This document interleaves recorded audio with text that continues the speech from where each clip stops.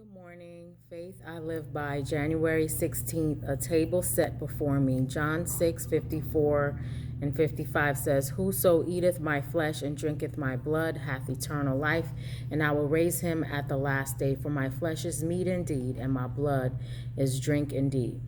Eternal life is the receiving of the living elements in the scriptures, the doing of the will of God. This is what it meant by eating the flesh and drinking the blood of the Son of God.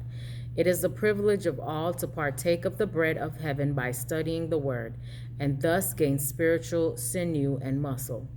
Each one must appropriate the blessing to his own soul, or he will not be fed.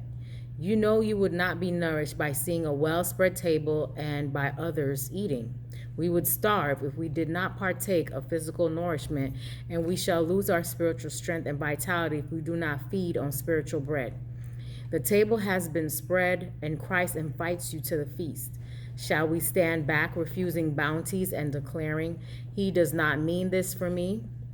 We used to sing a hymn that described a feast where a happy household gathered to partake of the bounties of the board at a kind father's invitation.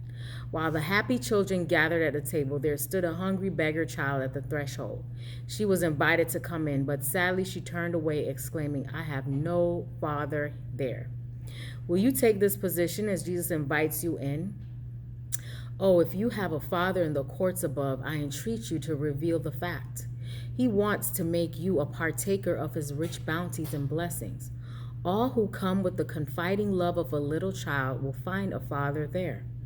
Come to the water of life and drink. Do not stay away and complain of thirst. The water of life is free to all.